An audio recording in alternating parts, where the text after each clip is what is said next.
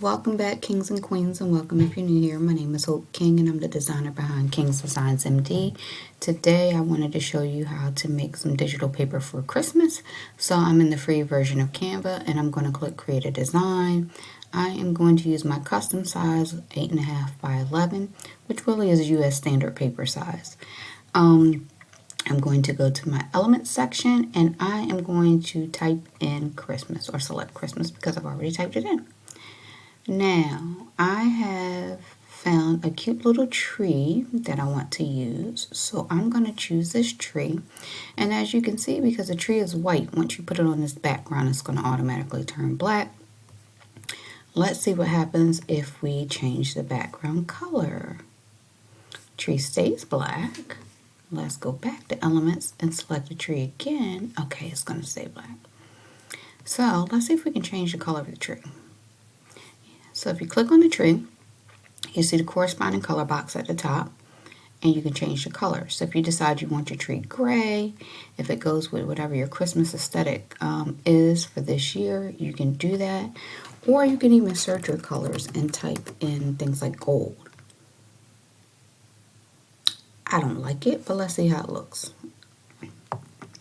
So I'm going to shrink this down in size, and I'm going to go to 1.7 by 2.1.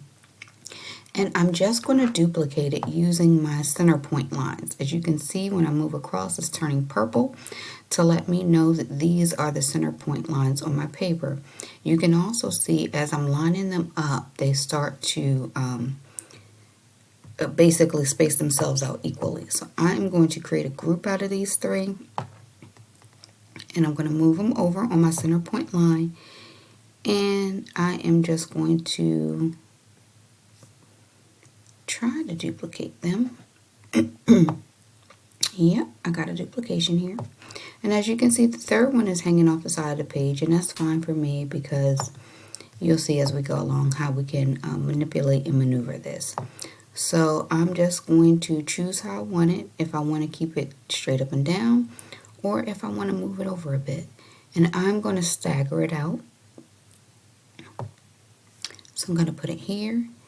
Then I'll go back and highlight all of it, and I'm going to duplicate it. Now I want them to offset each other. So I'm going to leave it here. I should try from this angle. I want to group them all together just so I can move them around a little bit easier. And so now we see what we're working with here. Now, if I want, I can leave it like this. I can move it around, or I can shrink it down and utilize this version.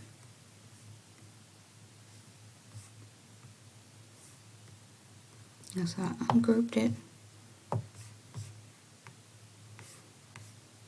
I just hit the back button. If you make a mistake, you can hit the back button. I ungrouped it, and now I'm duplicating it so I can move it around as a group. Duplicate it. And I'm going to keep doing this until I get my desired outcome.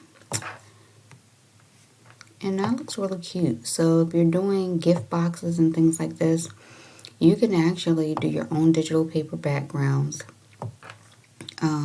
so that you can give a unique item to your friends and family. And so there we have it. So we have this one, and we can always duplicate it out. And now we're on page 2 because I've duplicated the page. We can highlight over everything because I think I need to regroup it.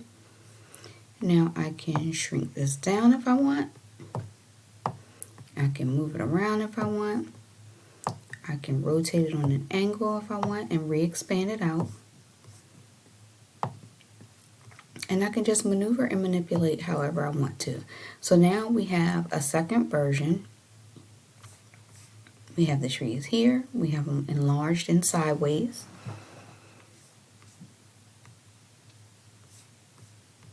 I can also go in, and I'm going to tell you if I change it here, it's going to change everywhere. But if I decided I wanted to change the trees to white, I can click change all down bottom. Now it's going to change all 3 of my pages to white. So if I say, hey, I really don't like that green and gold, I want to have it green and white, I can do that, just changing things around. You can also do that with your background. We say, hey, I made green and white for my aunt, but I want to make blue for my cousins. We now have this look by changing the background color. And you can see by clicking here, now everything's going white.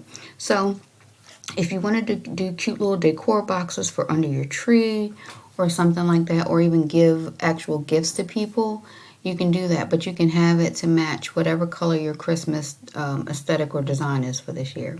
Some people change theirs every year. Some people keep theirs the same year after year. Or if you want to give something unique to a specific person, you can do that. Now let me also say, you can also add text here.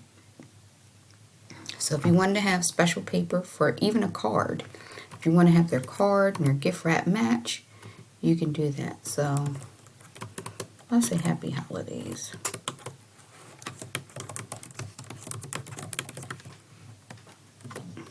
I'll say happy holidays.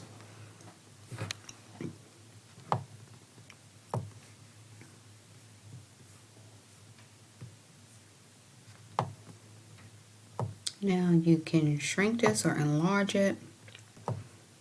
You can, move it around, do whatever makes you happy.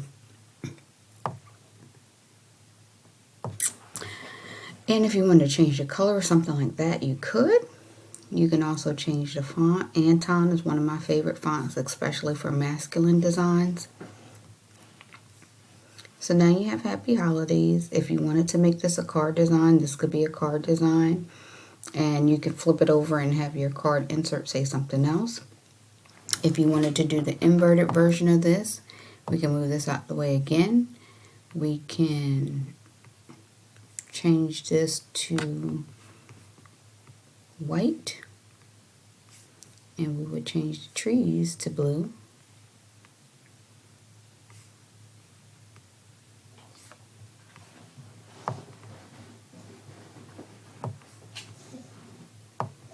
And now we have this one saying happy holidays. Now if you notice the other pages went blank, it's because I changed all of my trees to blue, but I only changed one of my backgrounds to white. So if you see here, you can see all the trees are still here, but my background didn't get changed, which is why everything kind of is looking the same.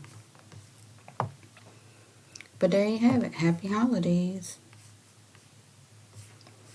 And again, if you ever make a mistake and you don't like what you did, you can go back and you can change it by hitting this back button at the top.